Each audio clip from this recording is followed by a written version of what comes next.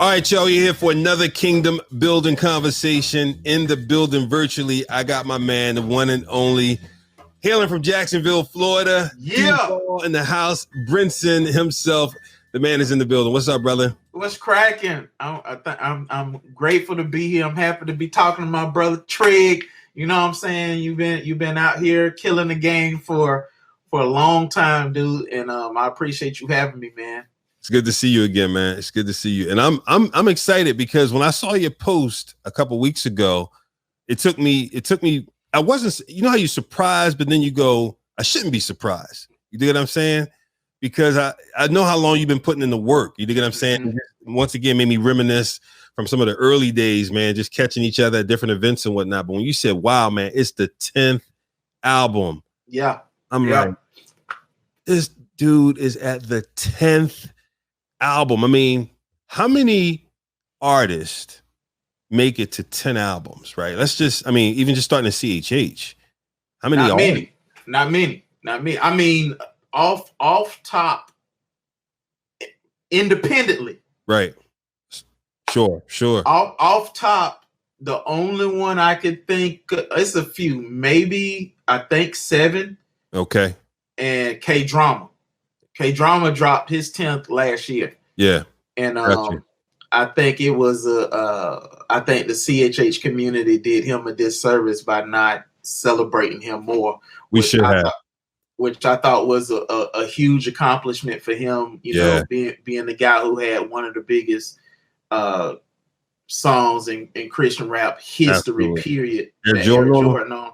Yeah, absolutely. And him being such a stand-up guy and just a big support and such a loving guy, I think we as a community did a disservice to him, you know, and we missed a time to celebrate one of the poster childs of Christian rap, you know what I'm saying? But I outside of 7 and him, I can't name any. Wow. So that's a good point, man. We you know what? It's never too late. We should think about how we go back and do that. And that's one thing I love about your heart, man. And thanks for pushing even on the Mr. Solo tribute, because I know initially, you know, I go through my own. We all process differently. You get what I'm saying? And I know when I saw the news on Mr. Solo, I was grieved, man. For I just, that was a CD, one of their first CDs, man. You just used to rock in my player. Boom, boom. Yep. Boom, boom, boom, boom. You know what I'm saying? And so, you know, you just start hearing all the songs and whatnot. And then when you hit me and said, man, you know, somebody's got to do a tribute or something. I'm like, you know, Brinson, that's my man right there. You hit something, brother. So you pushed, and I'm glad you did, man, because it just made me just jump and say, you know what? Let me just. The team wasn't even ready. You know what I mean? We didn't have anyone else to do it. So I just did it, man. And just. Yeah, it's essential, bro. Like, I think, and we missed the opportunity with him while he was here. You know what I'm saying? So I think, like, for cats like yourself who has seen the progression of the movement, like, you know, like key artists that have put in work, and like some of the unsung heroes, like guys like Todd Banks, you know what I'm saying? Like, dude, when I rededicated my life, like that guy's music with ADF and like that Underground Council CD, that mug kept me in church. You know what I'm saying? Like, bro, listen, before he changed his name to Todd Banks, when it was Trig, the first time he came out and said, "Thank you, Lord God, for bringing me through," right? Right there on his knees. You know what I'm saying? So him and Jay Silas, now Jay Johnson, and Stephen Brindle, Timothy Brindle. I mean, just cats who just labored and had such theology coming through with such lyricism that was compelling. Yeah. I think our secular counterparts do a better job at honoring the people who did massive work when our genre has had such a better heart impact in the lives of people. Like K9, I was looking at while he put out his new project called 45. I saw people responding to him saying, I raised my kids on your music. Like seeing something like that, like come on, dude. Like affecting generations. If you have a generational effect, and I'm, you know what I'm saying, and you know, we celebrate Pac and Big and Big L and Big Pun, but these guys didn't help walk and escort people to the altar and the cross of Christ, which I think is way more valuable than a Hot 16 that was in the tunnel in New York City. You know what I'm saying? Yeah, yeah. Well, keep pushing us, man. Keep pushing us on that, man. I love your heart on that, bro. Keep pushing us. We can talk after this. I got some. You making me generate some ideas. So we'll talk. Even the idea we talked about before we started filming. So yeah. All right. So listen, before we jump into throw the crown, throw the crown. Before we jump into that, for those who don't know you, man, let me just throw some questions at you, just so people can get just to know who Brinson is. This dude with the beard and these shades so consistently, you know what I'm saying? He's so consistent. This dude. Okay, so I'm gonna hit you with some questions. Don't overthink them. Just answer them real quick. This like the lightning round. Rapid fire. It's a rapid fire lightning round. Don't overthink them.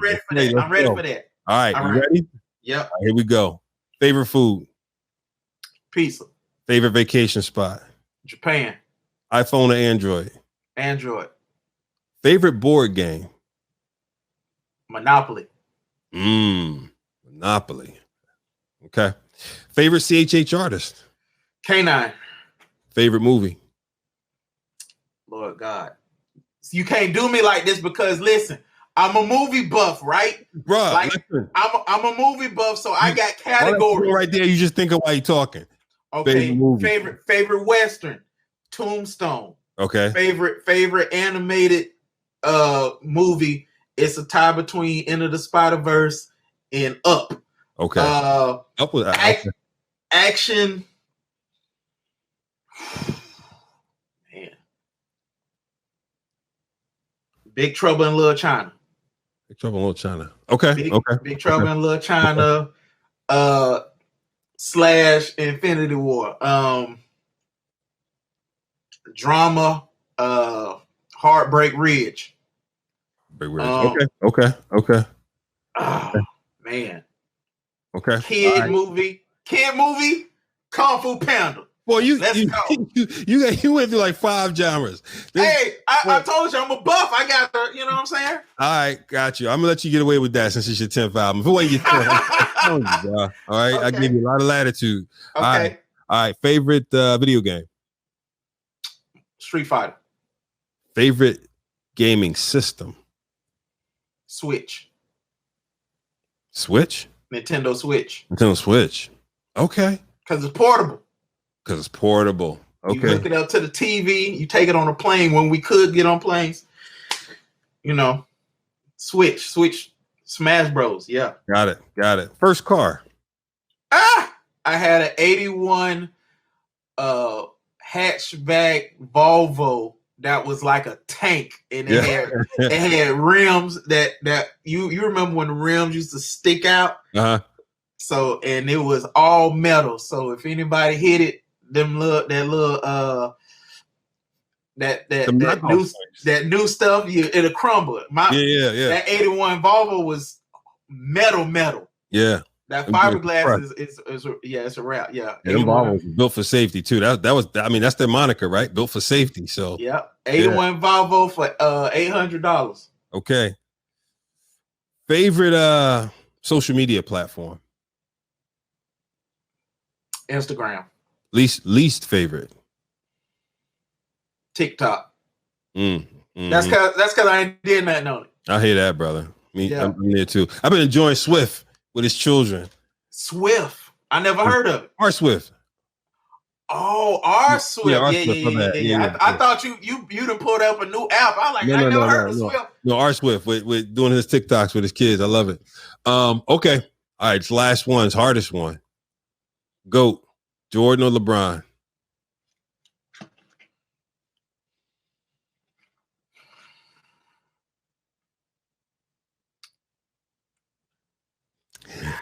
You don't even want to be. All right, so check me out. So as a human, LeBron all day. All day LeBron. All day LeBron. Well, look, you got the I Promise School. You got my vote for president, bro. Yeah. But dude, I was watching the 96 finals, bro. I mean, I watched a whole Bulls series. As a part of the Last Dance documentary? No. I watched it live. Yeah, I watched it. So LeBron. Yeah.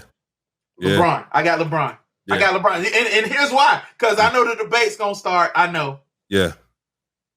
The reason is LeBron went to the finals and he carried the team. BJ Armstrong was dope. Yeah. Kukoc was dope. Look, Cartwright, as old as he was still good. Dennis Rodman, Pippen, put Jordan on another team. Right. Let's see. But then, and LeBron ain't have Phil Jackson. I mean, right. But I don't know, man. I don't know. But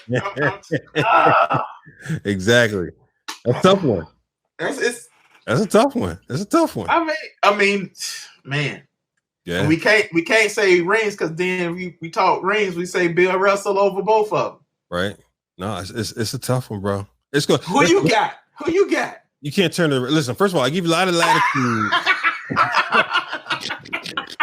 Give you a lot of latitude, a lot of questions. Okay? You can't now spin them around and whatnot, bro. Text me later. Just tell me later. I got you. I think this is a conversation that's going to go on, man, for years. It's going to go on for years because there's always going to be so many points of analysis, right? That aren't all points of analysis. There aren't all rational points, right? There's a lot of emotion in these kind of discussions. You know what I mean? But I mean, I think a more fair question would be Kobe or LeBron.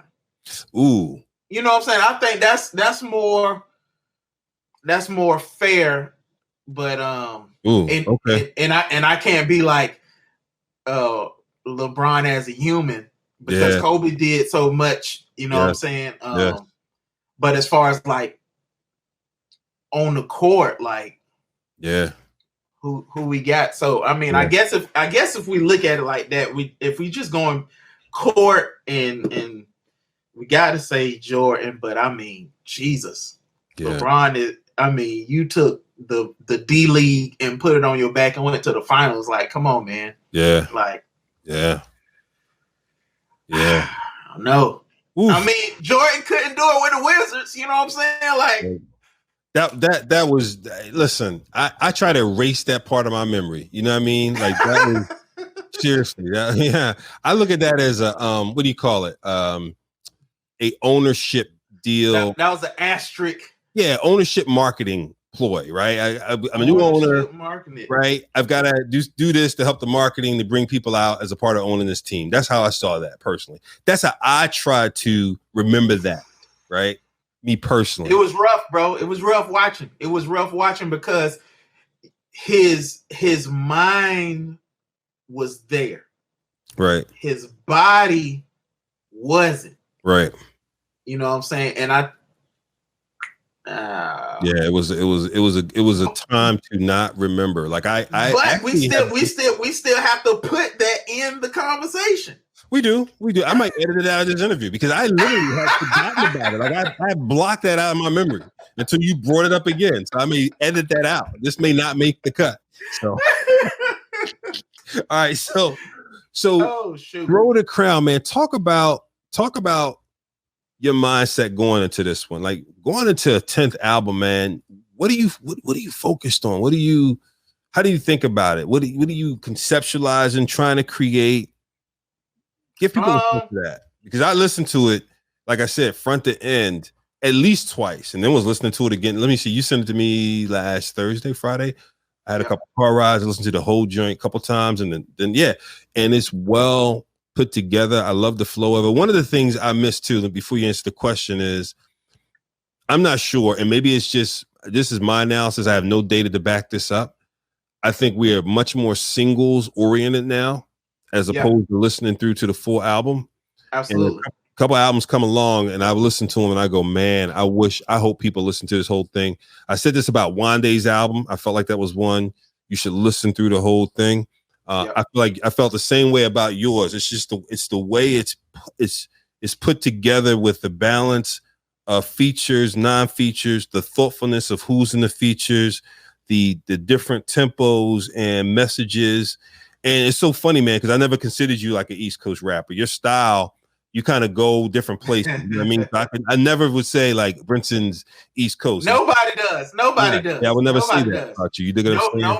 Nobody would be like he's on a lyrical tip until you dive into my albums and my catalog, and then you see the songs that I got with Eshawn and all these other guys. And I think the mindset going into Throw the Crown was I wanted to have a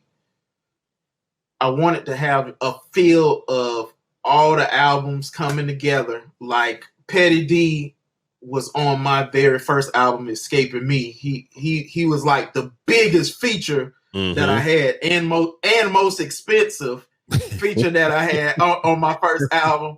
And praise God, my oldest brother, he was such a Petty D fan. He was like, you gotta get him on the album. I was like, dude is charging this. Now this was in 2008 when Petty D was in prime, you know what I'm saying?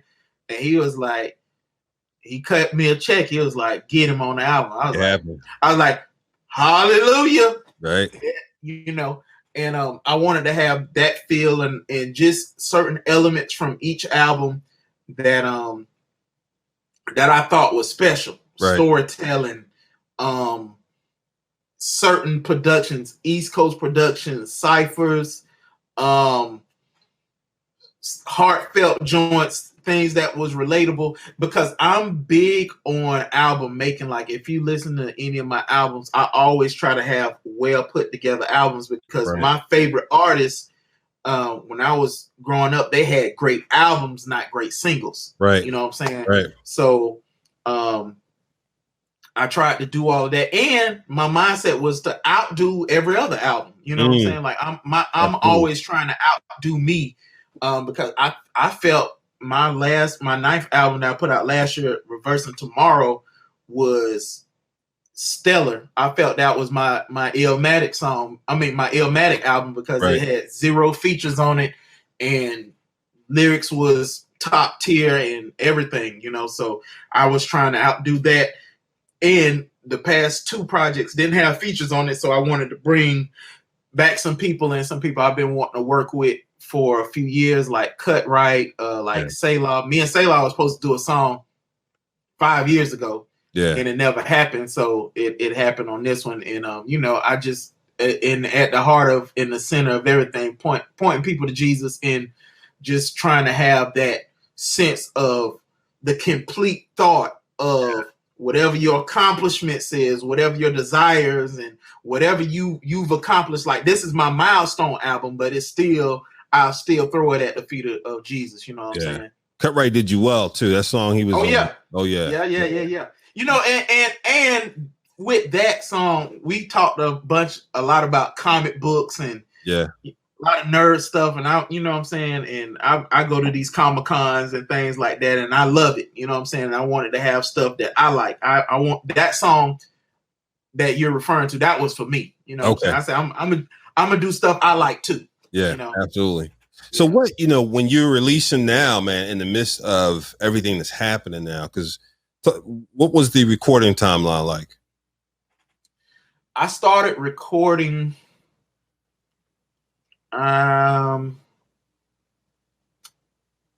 last July. Okay, right. So no. So I put out Reversing Tomorrow in April of last year. Right. Took a few months to kind of promote it and just started on that, because I've been planning this release for a while. Okay. Like I had the name for it. I knew the artist, the comic book artist I was going to get to draw, and then I knew the other comic book artist I knew who was going to color it. And I've been planning it for a while. Got it. And when did you finish recording? Like, when did you tie the bow on recording and going to mastering and all that process? February. So okay. No, I'm sorry. April. Okay, so in the midst, so the pandemic had broke, and right before the George Floyd piece, and so so now you come into a release in the midst of all this. How do you think about that, man? How do you think about an album release in the midst of pandemic, cry for social justice, and all those things? I think it's needed. I think we're hearing so much bad news that we need some good news. We need hope. We need the gospel. We need somebody speaking sober-mindedly that is God conscious to point us back to the cross. That no matter how the world is looking, and the world might be burning down, but somebody got to be in the midst of the smoke saying, God is faithful. He won't leave or forsake us, no matter what the news say, no matter what wing you on, that we have to rely on the Lord, and we can't let the media and everybody else pastor us, because none of this caught God by surprise. Right. He didn't just turn around and be like, oh, myself. Right.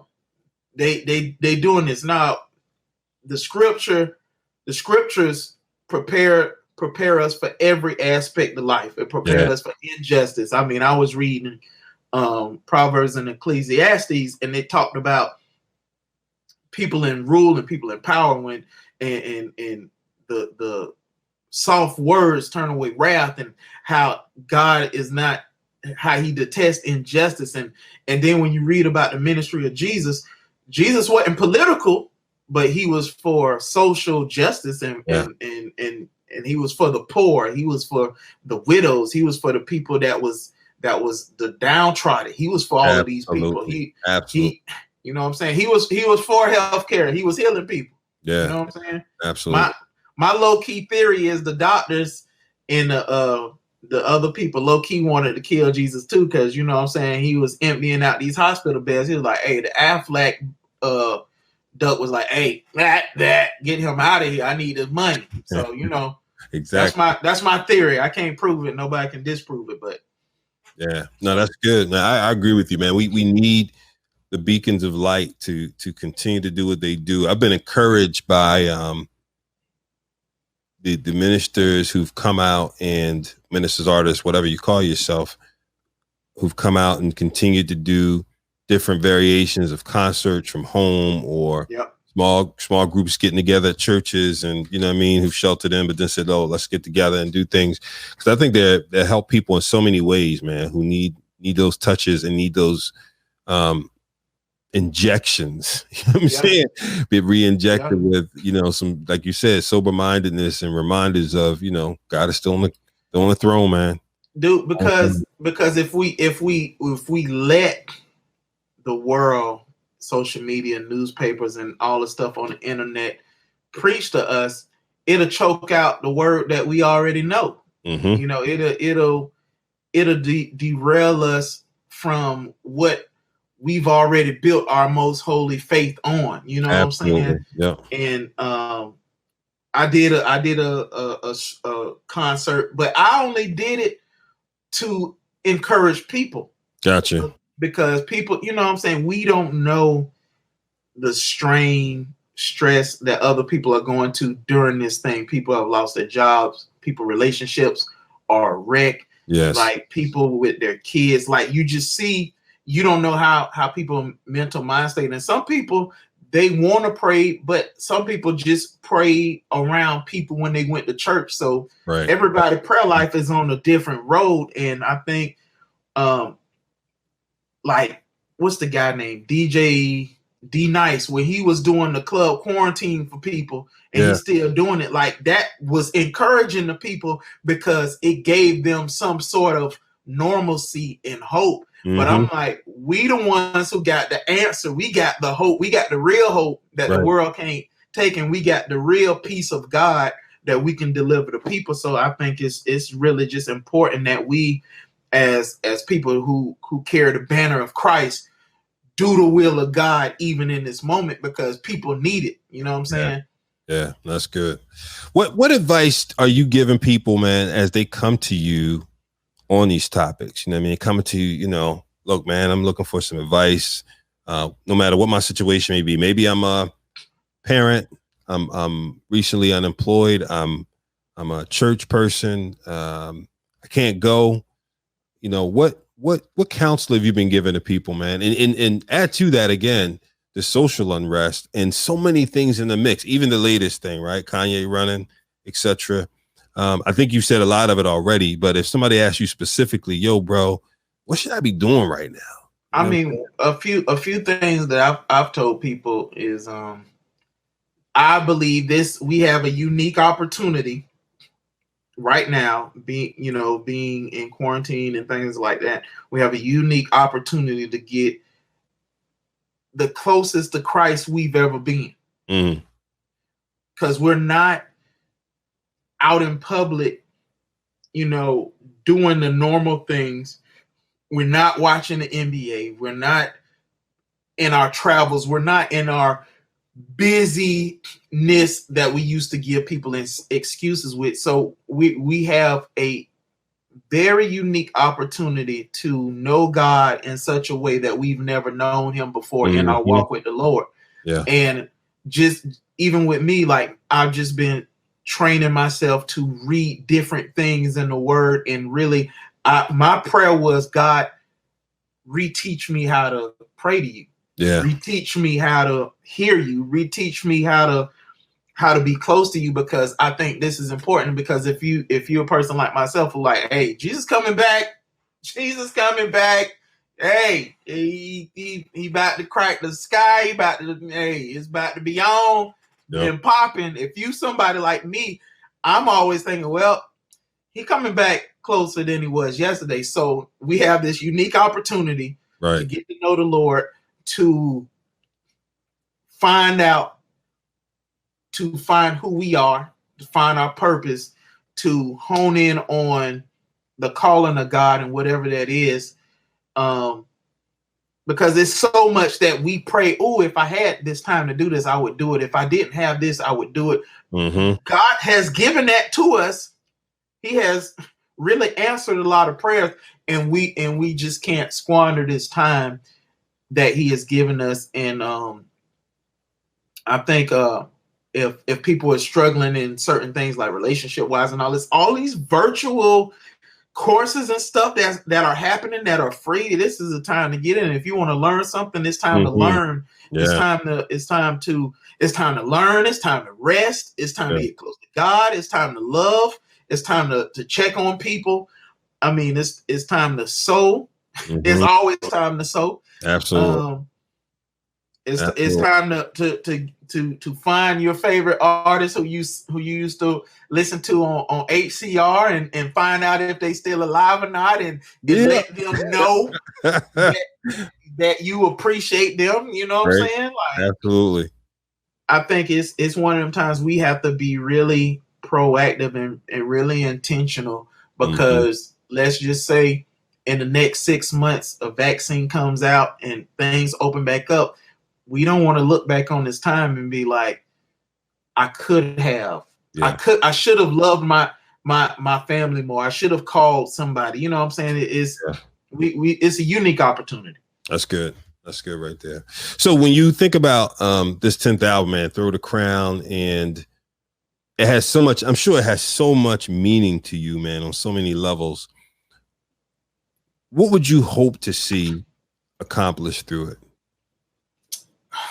Honestly, I hope this is my biggest project, most successful project. I mean, I'm not going to lie to you. I went into making it like it's going to be my biggest project. You know what I'm saying? And I've had deals before. Like, I had that exclusive deal with Best Buy, and I had the national distribution with like the Family Christians, the Lifeways, all those. My album's been in there, but I pray this is my biggest one. You know what I'm saying? And I was down because I feel like I was the only one, outside of my fan base really talking about it, because I'm like, man, other platforms, I would think being in ministry this long and being faithful and not wavering,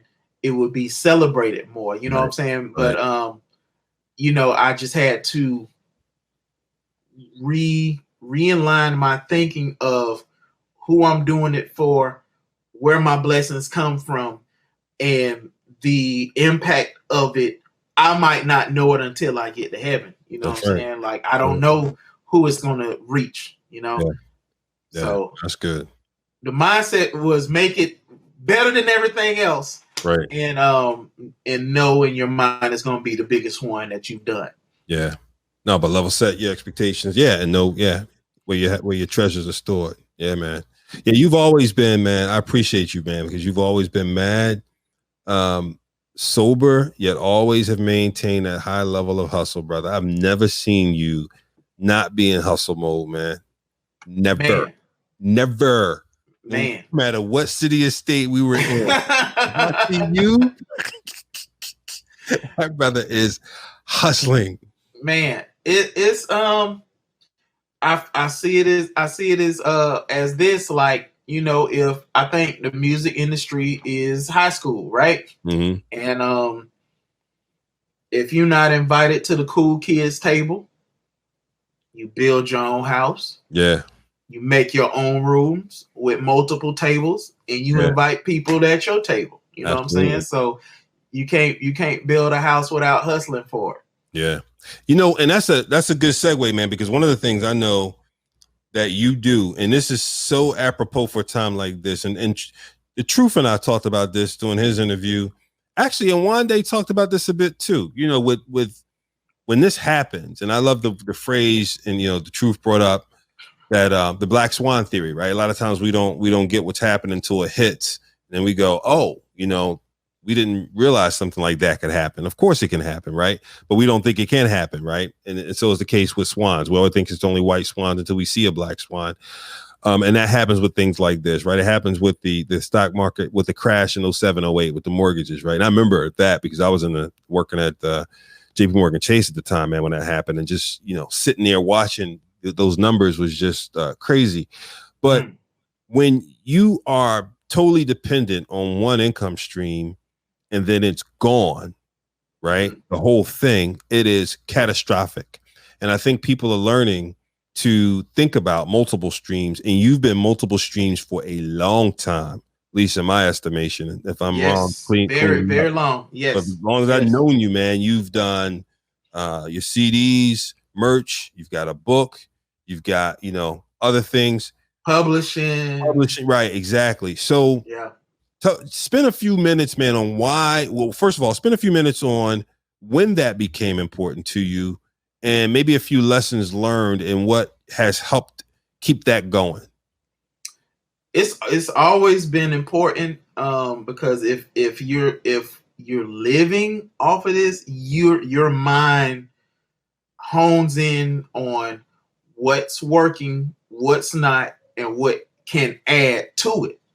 So that's was my mindset, because when I started out, I was just making beats, right, and trying to sell beats, and then the label started. So then it was beats, income from the label, sales, and then I started rapping. Then it was like beats, album sales from like other artists, then my sales, then the merch, and then when I started really touring and kind of like opening up my mind on, okay, what are people gravitating to? Like, how can I make my investment triple and keep going? Yeah. And I just found out that t-shirts was the wave.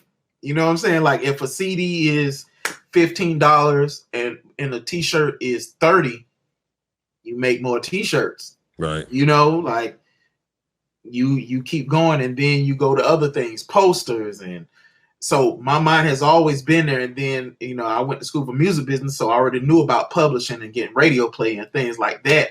And then fast forward 2020, podcast, Patreon, still publishing, people still buying CDs. This album is on vinyl.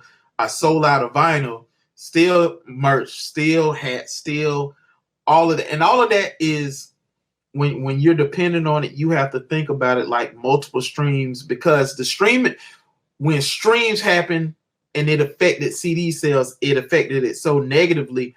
But I didn't buy into the falsehood that people don't buy CDs. It's false. I've been selling pre-orders of my album, and I have a link for digital, and I have a link for that you can buy digital directly from me, and a link that you can buy the physical. Which one you think won? Physical one. Way outdid the sales. Was the physical, did it have something additional to it, like you're going to send autographed or anything like that? Well, yes, but I didn't put that. It was surprises, you know what I'm saying? So wow. I've been putting I'm still doing pre-orders or whatever, but I've been putting surprise packages together that I wanted. I'm so appreciative of people buying my 10th album that I want to express and show them how much I appreciate them. So, I mean, one thing that I will say, you get I handwrite a thank you note, and on top of the other things that I send. So they get packages, not no love. You get a big package, you know what I'm saying? Love. And they don't know it. Right, but when they get it, everybody is pleasantly surprised. And if I know somebody got a child or whatever, I'm sending a kid something with it, because we came from an era when you open up a CD, you got a tangible thing that you can look at while you're listening. Right, and I wanted people to have tangible things, because I'm like, look, it's memorable to me. I want it to be memorable to the people who listen to it. And back to the money thing, I think artists have to have a mindset to work in percentages. You know what I'm saying? Work in percentages, as far as when you have money coming in, where is it going? Like, I pay tithe. I tithe my money, and then I invest in other artists and other people. Like, as long as the earth remains, it's gonna be seed time and harvest. Right. Be not deceived, God is not mocked. As long as God is not mocked, as a man soweth, that shall he reap. So if I'm constantly sowing, yes, and constantly, and then I'm not even talking about personal stuff yet. I'm just talking about tithing, sowing, and then saving, and then investing. So those things happen even before bills and everything else hit. You know what I'm saying? And it has to have, you have to have a percentage on every dollar that come in, every sale, everything. But so you can be very conscious of where you really are. Like, if you can really live off of it, can you know what I'm saying? So I think artists have to be mindful of the future, because what if you're not doing this for more than 5 years? Did you invest the proceeds and the profits from when you were doing it? Can you do something with that? Do you have anything to show? Because I woke up one day and I was just like, holy crap, we did all of these projects and I have zilch. You know what I'm saying? And then I was like, that had to change, because I like, God forbid anything happen to me. You know what I'm saying? What is it going to look like? It don't matter if I can't leave anything for my parents or my nephews or anything like that. You know what I'm saying? Yeah. So all of that stuff is important. Even doing ministry, the Bible says a good man leaves something. Like, we are not thinking that. We're thinking about hits, but it's more than that. You're affecting generations, and God has given us opportunity to receive income and wealth and stuff like that we can help other people. So I mean, I'm all for investing in the kingdom. And like, yes, my album is coming out. You think I'm not looking for other people who albums are coming out? Like, how can I invest in them? They don't have to know. I know. God know, and I'm never going to look for them to be paid back. I got to look to the Lord. So I mean, the money thing is so important and so essential that you have the right heart. Because what I'm doing, Trig, I'm trying to prove to God that He can trust me. Mm-hmm. You know what I'm saying? Because what if one day He be like, you know, I know millionaires. I know a lot of them. What if one day one of them write me a check and say, do whatever the Lord told you to do? You know what I'm saying? Already in my mind have planned how I'm going to sow this money and how I'm going to put it into the musical, put it into Christian hip hop and ministers and ministries and seeing people places. Like, dude, my mind is already there. You know what I'm saying? I'm just like, God, if you do it, I'm gonna be faithful, and we just gonna get this gospel out, because there's so many people who are on the backside of the mountain who need that push and somebody to believe in them. I think one of the most important things that happened to me was somebody believing in me. You know what I'm saying? Mm-hmm. Like my favorite Christian rapper is K9, right? And this was years ago. And I was, you know, doubting myself. And dude was like, what are you doing? You already dope. What you got to prove? And him saying that to me, and I'm like, you the top one, and you telling me I'm dope. Like, man. And I think if other people in the situation of doing full-time ministry, like everybody trying to figure this thing out, but if we had a machine to back people and to push them forward and to expose the music to the masses, I mean, the whole game would be different. Like, I think we have certain people to do it, but they haven't opened up the door for other people. Like, dude, we got hundreds and thousands of talented artists. Like, bro, I mean, these dudes just need somebody to invest in them and believe in them and send them. Yeah. Yeah. Well said, man. I know that was a lot. No, that was good, man. Well said. You should say a lot when you have a 10th album. Come on, somebody. Songs, throw the crown. Well, you heard it first here, people. Throw the crown from your man, Brinson from Jacksonville. Hey, let me ask you this closing question, man.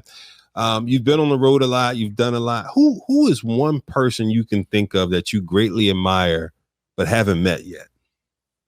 And haven't met yet. Don't say Jesus either, bro. Don't try. I ain't gonna do you like that, don't man. Do that, bro. Because I know you, man. I ain't gonna do it. But I'm gonna flex real quick. Boom. Absolutely. I'm gonna flex. 10 things every Christian hip hop artist should know. Pick that book up. Absolutely.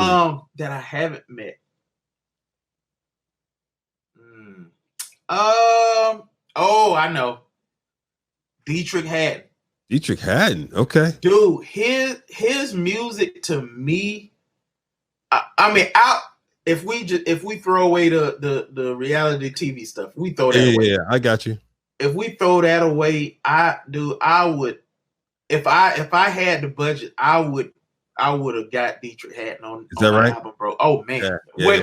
Without a shadow of a doubt, because to me, he is like the Michael Jackson of gospel. Yeah, I got you. Yeah, Trig, I mean, he has some hits. Bangers. He has some bangers. Dude, the 7 day album, 7 days. Nah, bro. Like it production, like in the things that dude do with his vocally. Yeah. Like he's like a gymnast. He do gymnastics with his throat. Yeah. It's crazy. Well, you asked my second question, because I was going to ask you, what would you ask him if you met him? I know what you'd ask him. Be on. Let's do this track. Let's do this track. You know what I'm saying? You know what I'm saying? I mean, I tried to get a Tony Stone beat, bro. I was back because I was like, if it was anything I wanted to bring back from the era of an early era Christian rap, I wanted to get a Tony Stone beat on the project. It didn't happen, but almost. That's what's up, man. Hey, well, look, congrats, bro. I'm looking forward to spinning these things on Holy Culture. Yeah. And any videos that come, you got our support, brother. So praise God. As always, man. Good to see you, man. Appreciate you, brother. All right, man. Talk soon.